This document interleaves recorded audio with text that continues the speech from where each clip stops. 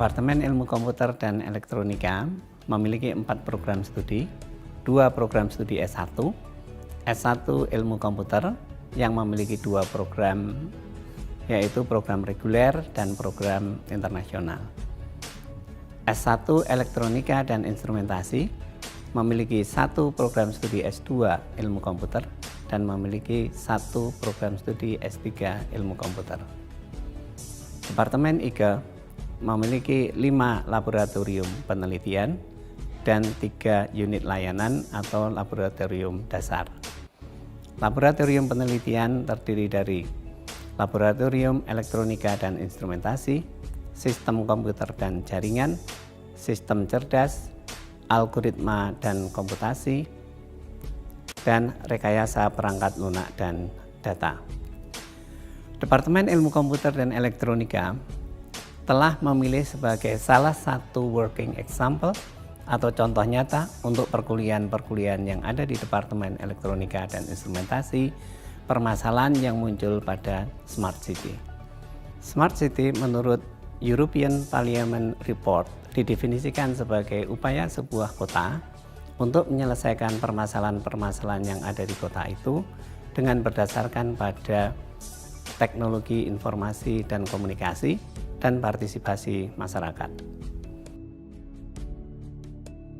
Smart City terdiri dari 6 komponen: Smart People, Smart Economy, Smart Environment, Smart Living, Smart Government, dan Smart Mobility.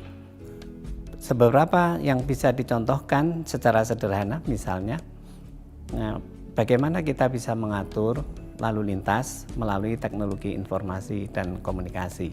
Salah satu dari komponen Smart City dicirikan dengan adanya sensor-sensor, baik itu sensor di jalan raya, sensor kelembaban, sensor untuk cuaca, sensor untuk polusi udara, dan sebagainya.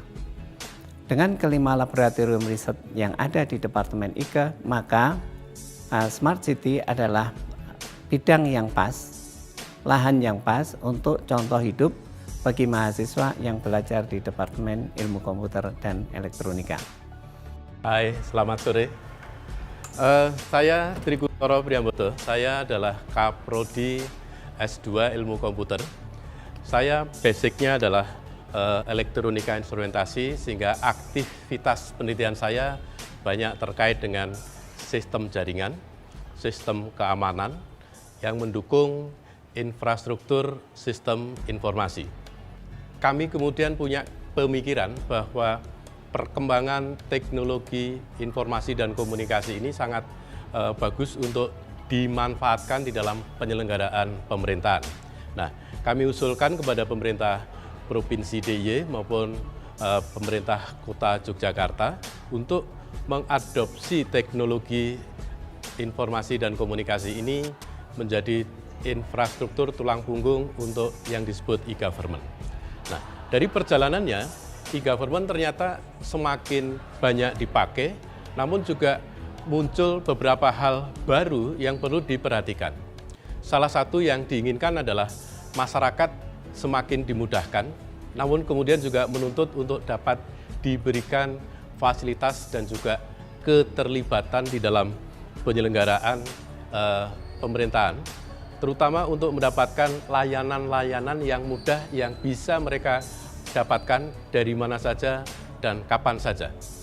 Perkembangannya kemudian juga teknologi jaringan ini semakin meluas, adanya wireless broadband, adanya mobile communication, membuat fasilitas-fasilitas informasi itu kemudian menjadi terkait satu dengan yang lain, sehingga muncul sesuatu yang kemudian disebut dengan nama Internet of Things, di mana di dalam Internet of Things banyak perangkat-perangkat yang terhubung dan diantaranya dimanfaatkan untuk kepentingan memberikan informasi yang diperlukan masyarakat. Seperti misalkan terkait dengan penggunaan kamera CCTV untuk melaporkan kepadatan lalu lintas, yang ini dikemas di dalam Smart City, sehingga Smart City menjadi sebuah sistem yang memberikan kemudahan dan kenyamanan buat warga masyarakat di kota tersebut. Hubungannya adalah bahwa kemudian banyak informasi yang terhimpun dan banyak informasi yang harus diolah untuk kemudian menjadikan pemerintahan itu smart, bisa memberikan informasi yang dibutuhkan masyarakat dengan cepat. Nah, oleh karena itu ini kemudian menimbulkan masalah lain, yaitu di dalam pengamanan. Bagaimana agar informasi yang ada di dalam sistem pemerintahan, di dalam e-government, smart government tadi betul-betul informasi yang valid. Sehingga di setiap titik itu perlu diamankan baik secara fisik maupun secara virtual, sehingga tidak ada orang yang tidak berhak yang menggunakan atau merubah informasi. Saya Ahmad Asari, staf pengajar di Lab Sistem Komputer dan Jaringan, Departemen Ilmu Komputer dan Elektronika Fakultas MIPA UGM. Kami sebenarnya di Lab Sistem Komputer dan Jaringan ini, atau disingkat dengan SKJ, lebih banyak mencoba mengembangkan suatu infrastruktur yang dipakai untuk mendukung Smart City. Tren ke depan Smart City itu akan kita temui atau tanpa kita inginkan akan datang dengan sendirinya, bahwa di mana perkotaan atau kota bisa memanfaatkan IT dalam mendukung semua aktivitas yang bisa lebih baik lagi. Nah, contoh aplikasi yang lebih terlihat sebenarnya seperti bagaimana pengaturan dalam parkir, kemudian bagaimana pengaturan dalam traffic, yang dengan itu bisa diamati bahwa tempat-tempat mana saja yang lalu lintasnya padat, atau bagaimana yang kepolisian selama ini sudah melakukan yang namanya pengaturan lalu lintas untuk membagi beban agar tidak terlalu parah macetnya. Kami banyak meneliti tentang IoT atau Internet of Things, dan Internet of Things ini adalah modul atau perangkat yang dipakai dalam mendukung Smart City ini, di mana kita bisa menghubungkan sensor-sensor, misalnya kamera atau sensor yang lain yang terkait dengan itu ke dalam sistem IoT ini, dan dihubungkan ke jaringan internet untuk bisa dipantau dan juga menjadi data inputan untuk diproses lebih lanjut untuk mengambil keputusan. Saat ini saya menekuni kerja di Laboratorium Sistem Komputer dan Jaringan. Ada banyak hal yang dipelajari di sana, dan salah satu bagian penting dari penelitian kita adalah mendukung pengembangan dan implementasi dari apa yang sekarang banyak dibicarakan sebagai Smart City. Smart di sini konteksnya adalah bagaimana kita bisa menyelenggarakan pemerintahan yang efisien dan efektif, termasuk dalam mendidik masyarakat untuk menjalani segala ketentuan sedemikian sehingga kesejahteraan umum bisa dicapai bersama. Beberapa pemikiran di masa lalu untuk kemudian mengembangkan apa yang dikenal sebagai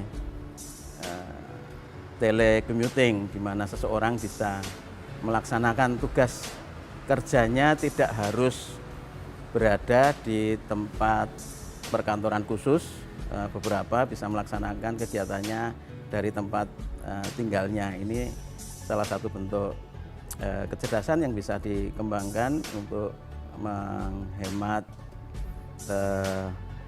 biaya transportasi dan sekaligus juga mengurangi kepadatan lalu lintas. Bagian penting dari Smart City adalah menyediakan data yang lengkap, akurat, dan siap untuk bisa diolah dan dijadikan acuan untuk membuat perencanaan pengembangan wilayah ke depan. Nah, selama ini data-data itu kita dapatkan ada 2 sumber. Yang pertama adalah data yang dikelola atau terakumulasi dari penggunaan sistem-sistem informasi seperti sistem kependudukan atau sistem aplikasi perizinan, sistem mendapatkan surat izin mengemudi dan semacamnya itu dari penggunaan sistem itu terakumulasi data-data yang bisa dimanfaatkan untuk keperluan pengembangan ke depan. Data lain kita peroleh dari aktivitas khusus koleksi data seperti survei yang dilakukan oleh Biro Pusat Statistik yang dilakukan mungkin 10 tahun sekali dan diperbarui secara parsial dalam 2 tahun sekali. Jadi data-data ini yang harus kita olah, kita usahakan sedemikian sehingga bisa menjadi acuan yang bisa menjadi dasar membuat perencanaan yang benar. Nama saya Afia Hayati, Kepala Laboratorium Sistem Cerdas Departemen Ilmu Komputer dan Elektronika FMIPA UGM.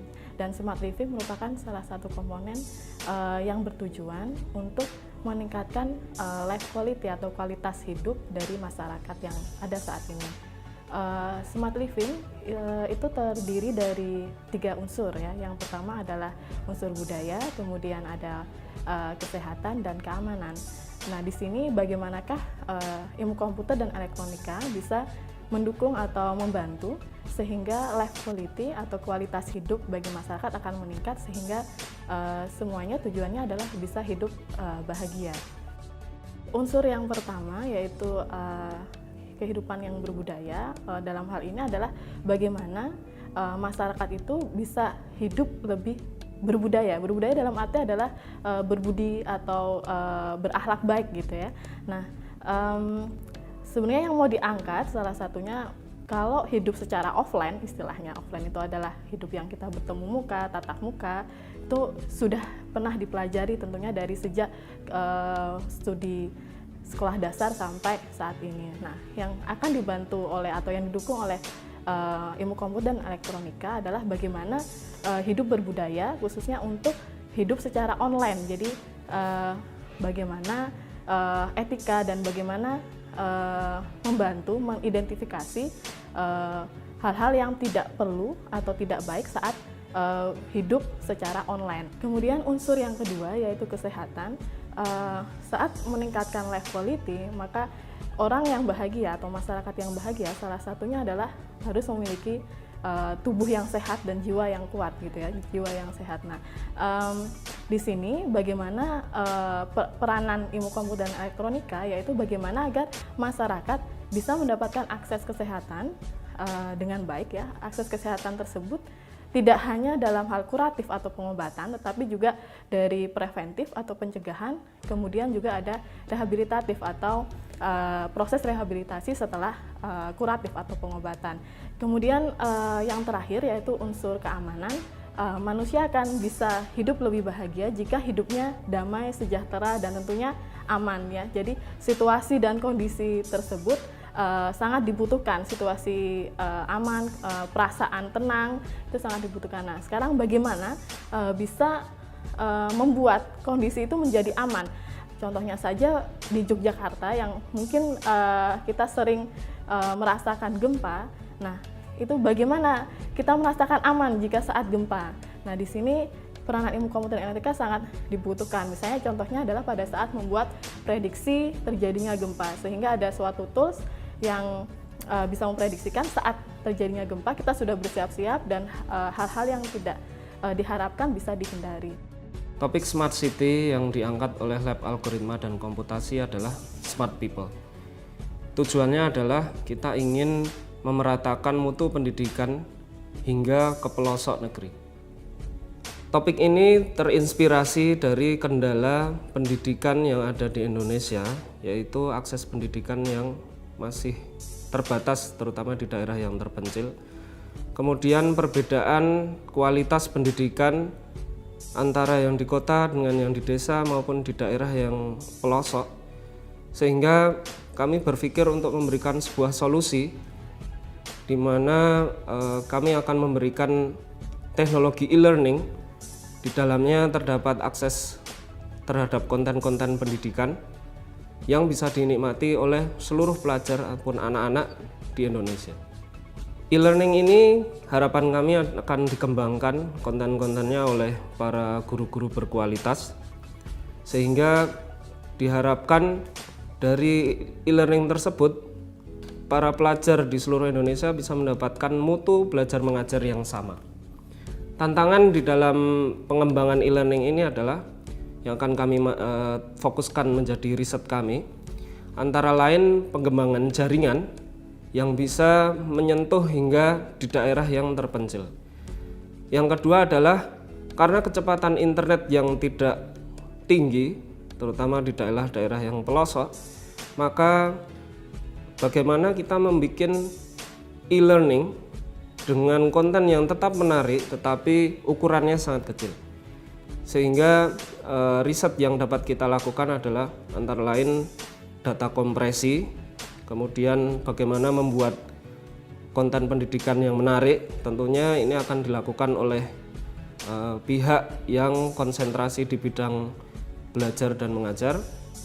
Selain itu kita juga akan melakukan riset di bidang multimedia, animasi, pemrograman web, dan juga jaringan internet.